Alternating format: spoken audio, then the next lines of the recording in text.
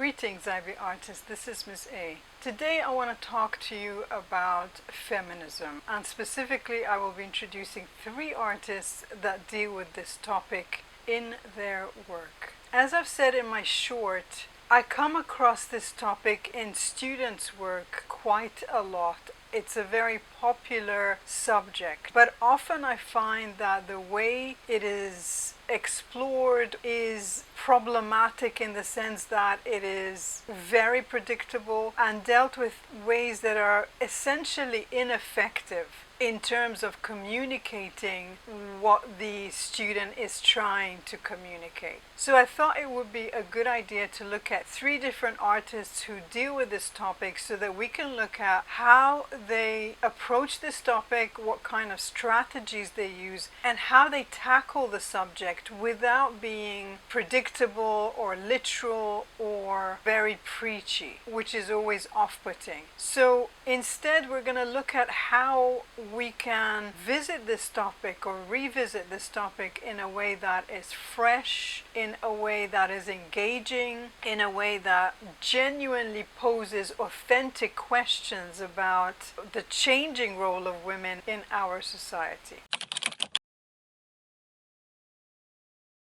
So I feel that first of all I need to quickly introduce the topic of feminism because it is such a charged word and it's also a very misunderstood word. So what feminism isn't is a hatred of men or the idea that women have an agenda of taking over the universe, or that you'll never wear lipstick again or hairy armpits. These are all kind of huge stereotypes that are very basic anti-feminist arguments. So this idea that women either hate men or want to become men. And of course men and women are different in many ways, but mostly they are similar. And this is where feminism comes in. It is demanding that 50% of the population has equal rights and equal opportunities as the other half. The definition of feminism will change from woman to woman.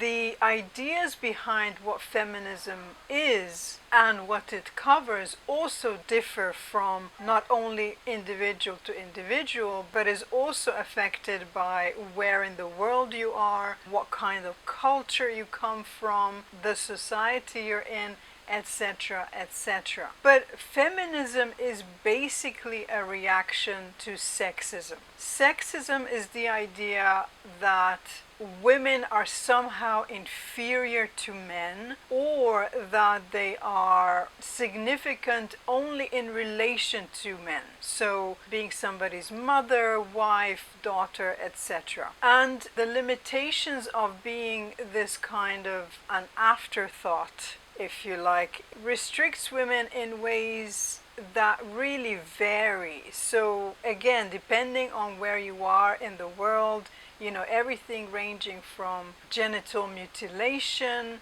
the inability to go to school, domestic violence, of course, all the way to, having to ask permission from a male relative to drive, to have an account, and for being paid less for the same job as a man. So these are varying aspects of what feminism is tackling. So within these kind of cultural differences, societal differences, the economic strata of different women across the world, feminism is really trying to level the field of inequality. Personally, I believe that feminism is all about women making choices as independent adults about all aspects of their life. Feminism is a conversation, and can there be male feminists? Of course, because every man is related to a woman and vice versa. You don't have to be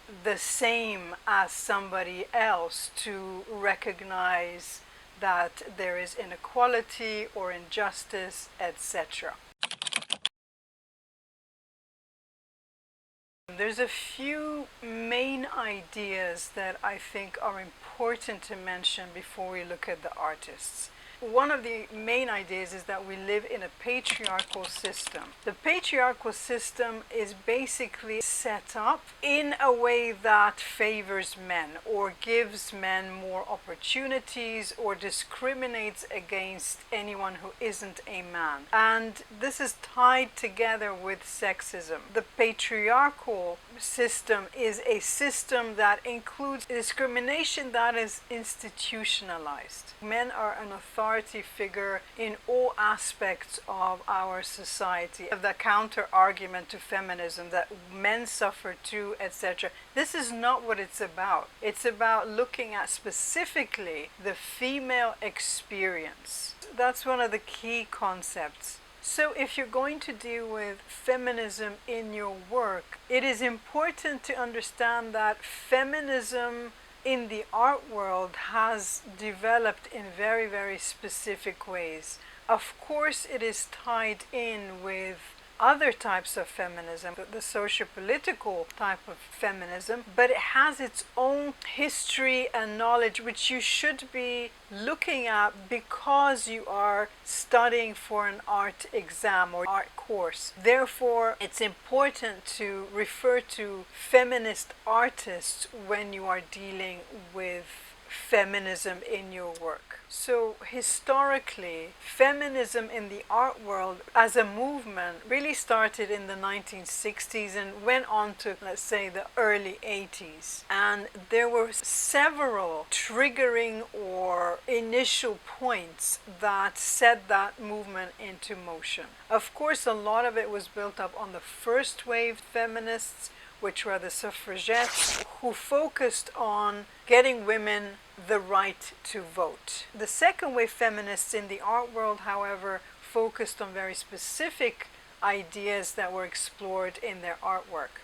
One of the seminal essays was by Linda Nochlin, and her essay was called "Why Have There Been No Great Women Artists?" And I remember reading that for the first time, and it really blew my mind. Even though I knew that women were equal, I believed that women were as intelligent, as talented, as disciplined, etc. as men, but I guess I'd kind of internalized this idea that, women artists were, I don't know, I'm not even sure how I justify to myself why there haven't any significant women artists. But what this essay really does is to explain how the restriction of women who were basically only allowed to be in domestic spaces prevented them from venturing out into the world and essentially getting an education and contributing to a society that, again, like we said in the patriarchy, really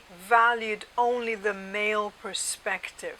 And the other aspect of patriarchy is that it systematically devalued anything that was in the feminine domain. Anything that was domestic, personal, emotional, intimate, devaluing things like motherhood, caring or teaching, for example, teachers or nurses or so these kind of caring professions that usually fall under the feminine category. It wasn't recognized as something that is important or valuable to society. And I think this is why a lot of the artwork by women who perhaps displayed these feminine qualities, whether they did so intentionally or whether that was basically what was acceptable at the time, or because they were confined to spaces where their daily lives were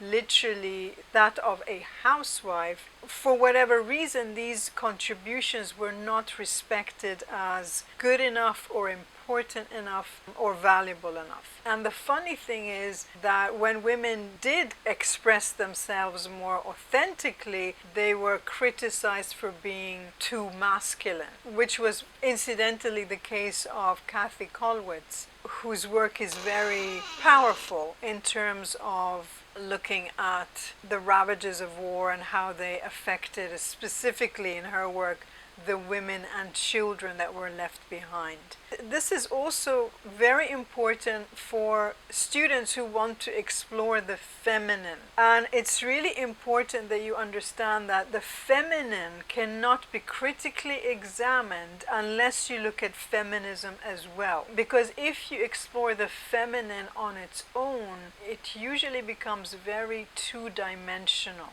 So what I often see in students who want to explore the feminine, I see a lot of images of basically pretty girls, and I think it's really important that instead of just having repetitive images of what is perceived as feminine, it's important to explore that idea more like a quality rather than something that is specifically female. I think that way you will create much more interesting work, because feminine is a quality, and feminine in a patriarchal society can, for example, signify a weakness.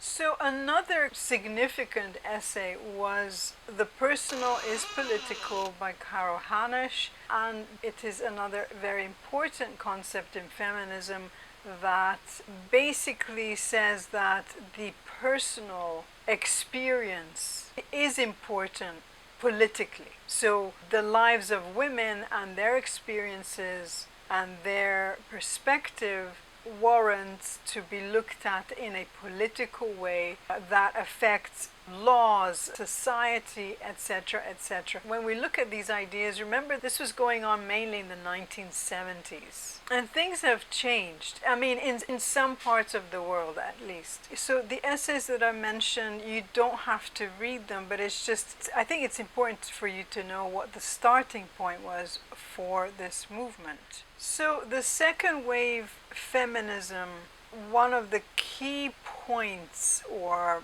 concepts that feminists really rebelled against or wanted to offer their own perspective on was the male gaze.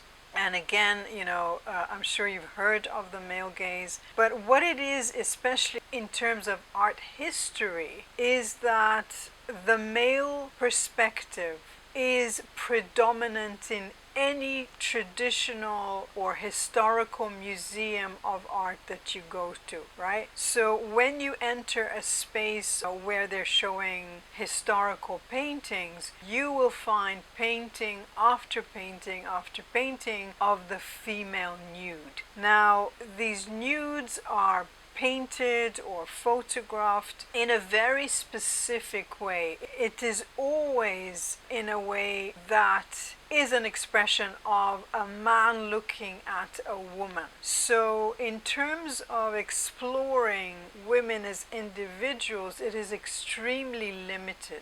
And this is kind of the work of the guerrilla girls who really went after that idea and challenged it and tackled it in a kind of guerrilla fashion. And I think this is really the basis for so much of feminist artwork. It looks at the male gaze and says, I want to represent myself or womankind from a female perspective. And I think the reason why this is so important is because this is why the female body is used so much in feminist art. It is a way for women to reclaim their bodies. It is a way to reclaim the autonomy or the power as women in female bodies. There are also references to female genitals, and again, it's a way to reclaim that power of having been reduced to a body, a piece of meat, an object of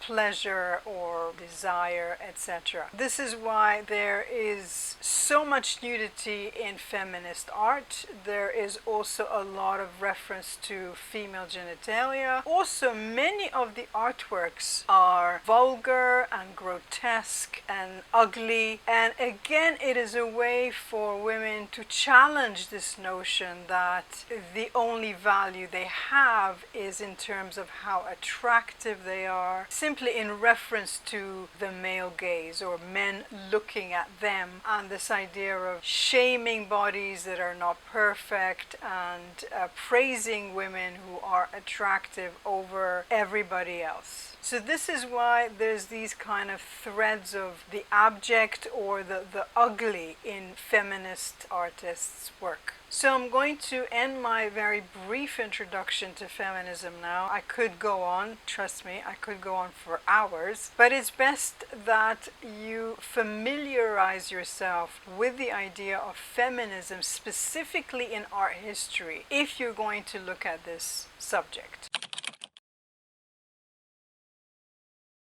So the first artist that I want to introduce to you briefly, of course, is Judy Chicago. Judy Chicago is an American artist who is also an art educator and who set up the first feminist art program at a university in the 1970s. Her most famous artwork is The Dinner Party. The Dinner Party is, the classic feminist artwork that really changed the game for feminist artists. And it is an elaborate installation in the shape of a triangle, and the triangle is a symbol to represent women. This installation, this artwork, was basically honoring women who have been omitted from all sorts of history. So this artwork, it is a monument to all the women who have somehow been significant and important to society, to women, and who changed the world for the betterment of women and women's circumstances. There are 39 place settings at this triangular table. Each side has 13 women, or 13 places at the table. She refers to the Last Supper, where there are only men depicted. The tables are laid out for 39 women who are historical figures, or women who are famous or mythological. And there's also a heritage floor, which is made up of 2,000 tiles and honors 998 notable women as well. So it's like a continuation. It carries on from the table to the floor. So it's basically creating a triangular space to honor women. This is quite a large installation. Now the 39 place settings are made up of a type of plate which has vulva-like shapes or butterfly or flower shapes. It also has embroidered runners, and it has like a chalice at each place. So each place setting is made up of different elements. So this artwork, this installation, took 6 years to make because there were so many different elements. So the embroidered textiles, the ceramics, the painting of the tiles, etc., etc. And in the beginning, Judy Chicago started the work, but later on she also had to rely on many volunteers who contributed their skills. So there's a very kind of predominant element of crafts in her material. She uses materials that are traditionally not recognized as high art. Traditionally, craft is somehow thought of as a little bit less. So in art history, fine artists who are basically men were elevated to this kind of genius level, and everyone else, who was either a woman or someone who wasn't basically a Westerner, who was creating crafts, was looked on as not as important or smart or innovative or whatever it is. So she purposefully uses these materials in order to emphasize this kind of feminine use of materials, use of crafts, these kind of traditional crafty processes that were mostly attributed to women and also not really that well respected. They were basically more functional than artistic. She also goes to the other side and uses very male or masculine mediums such as pyrotechnics and using spray cans on car hoods. So she kind of uses these to play with or subvert this idea of having gendered materials. So this is one of her strategies. When this artwork was finally finished, there was a huge backlash. And I know it sounds silly to think about it now, but there was a huge backlash. She was so criticized that she kind of had to become a recluse for a while. Maybe it would have been even worse now because of social media. I don't know. This was a very provocative piece for its time, and it was criticized for many reasons, including by other feminists who criticized it for either omitting specific ethnicities, especially notably there's only a single black woman, and also others commenting on the aesthetic aspect of it being basically kitsch, as in, again, not higher art, but this idea that it was ugly or vulgar in some way. Some people specifically objected to the vulvar shapes of the plates, saying that she's basically emphasizing the same idea of women being reduced to their genital parts. Also, she was criticized for not respecting these women's privacy, etc., etc. And I think this is why feminism is such a broad topic, because there are so many layers and aspects of it that people don't agree on. That's what makes it so interesting, and that's what makes it such an emotional topic for a lot of women. It's the conversations that are important. Any kind of important change in society will have explosive beginning, and then once that is done, the first step is taken, there is fine-tuning. We're still fine-tuning different aspects of feminism, and of course I do not mean to imply that feminism is over. And it's funny, when I was doing my master's, I was dealing with these kind of issues of feminism. I think it's very difficult not to as a woman, but it was kind of like, to a certain extent, specific professors, usually male, would say that, it's all been done before. It's all been done like in the 70s. And of course that is absolutely not true.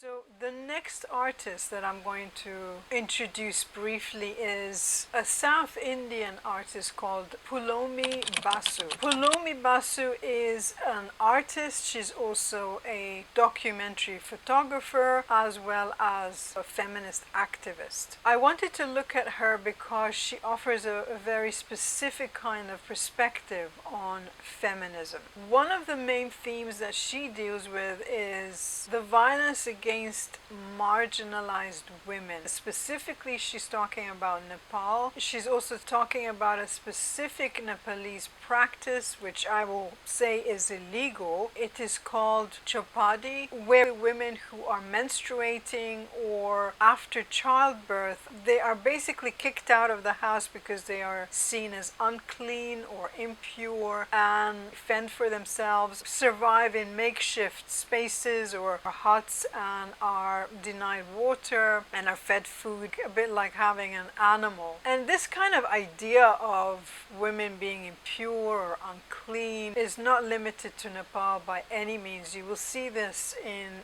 many societies, but she focuses specifically on these women And of course, these are usually in remote places or villages or whatever, where there is a real kind of mistreatment of women simply because of their biological cycles. Some of her other work also looks at female soldiers in the Indian army who are experiencing this very new situation and adjusting to their new life, these new aspects of stress. And I think it's important to say that Poulomi's mother and grandmother were both child brides. So Poulomi's mother sent her away at 17 for her to have a better life. And I think a lot of these women whose lives she explores, women in the Indian military, are finding their way in the world by joining the army in order to escape the traditional or more restrictive options that they have as women. So kind of shining the spotlight to these very specific experiences of these women in this specific circumstance. Some of her latest work is of her and her mother. And again, by including her mother, there is this kind of reference to matrilineal society as opposed to a patriarchal society. And incidentally, matrilineal societies have been present throughout history, including some of the Native American tribes. By being in the work with her mother, there's also this sense of this journey of healing with her mother, and there is this kind of idea of solidarity, of facing the violence and the problems and the trauma of their female experience. And some of the imagery in her later work has elements of fantasy and science fiction. She places herself in relation to nature and the cosmos, and this idea of transcending the trauma of the female experience by elevating to cosmic proportions, or it's almost like offering a hopeful and optimistic fantasy. She actually says that it's a thank you to all the women who have shared their lives and stories with her, which she then used in her own work. So it's offering a hopeful, escapist fantasy. It's basically a hopeful image for the future of women, I suppose. And of course, I'm really simplifying things, and of course, everything I say is very much simplified. So make sure that you understand that the work is much more than that. So it's interesting to look at the strategies that she uses. The portrayal of women in her imagery is very atmospheric. So elements of sparse lighting or the environment within which the women are also plays a key role to communicating or exploring these ideas of the female experience. Which, again has a lot of trauma and suffering attached to it. So, have a look at her images, because again, they offer a very specific way of presenting feminist ideas.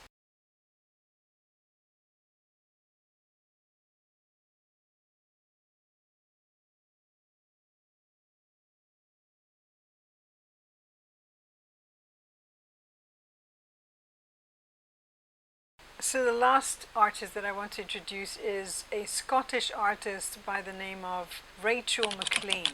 So the reason why I wanted us to look at her work is because she really references a lot of pop culture.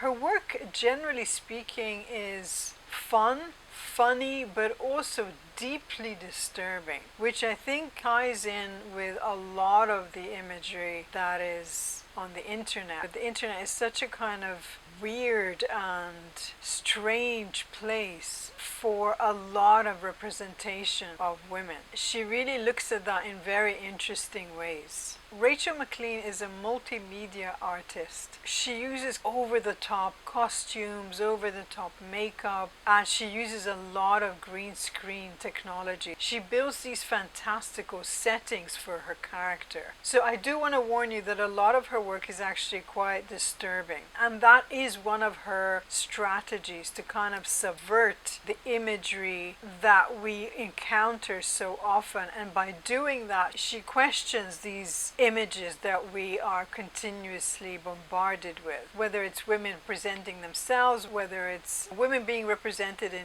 different contexts. These over-the-top characters, which I think most of her work is she plays all the characters. This is of course very similar to Cindy Sherman, but one of the main differences is that McLean really uses multimedia and a lot of digital media, green screen and special effects, and all of that, which again is very relevant to what is going on now. So these crazy characters and these crazy settings are really looking at how things are set up in politics and society. By being subversive, she challenges the current situation with politics and society. She uses a lot of audio from television. So for example, she will use the narration of Kenneth Clark, who had this authoritative TV program in the 70s that was about civilization, what it is, and all aspects of this notion of civilization. And she takes that audio of him narrating for this TV show and she builds her own character around that. And again, by taking this audio out of context and putting it into a different situation, we now have a new context from which we can examine that narration.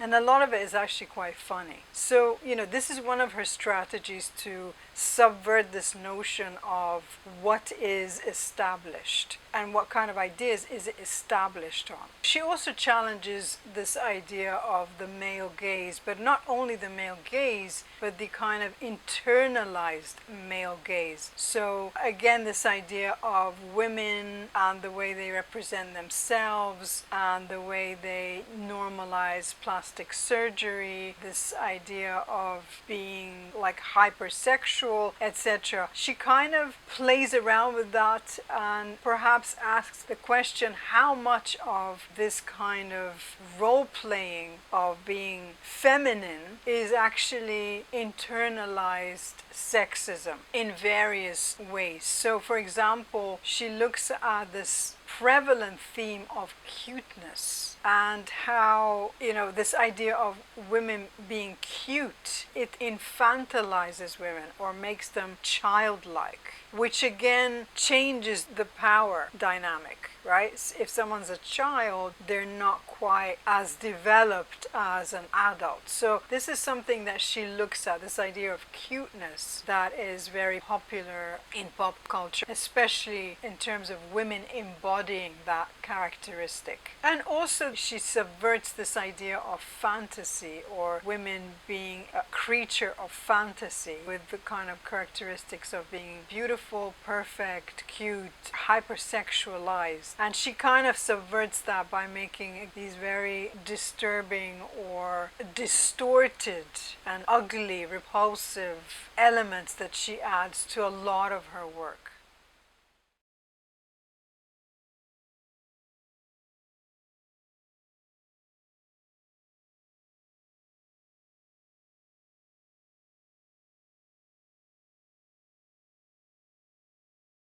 So I hope that I've given you a few things to think about in terms of looking at feminism. It doesn't have to be this super obvious idea that you explore in very predictable ways. It is an important topic, and we should be constantly questioning the state of feminism in our society and watching out for things like internalized misogyny and looking at how we contradict ourselves. It is very important that we look at it in innovative ways, fresh ways, in critical ways, and continue to question and challenge the status quo or how things are right now. So I hope this has been helpful. I would love to know what you think about this topic. It is a topic that a lot of people are very passionate about, including me. So I would love to hear from you on any issues that you find are interesting or difficult or challenging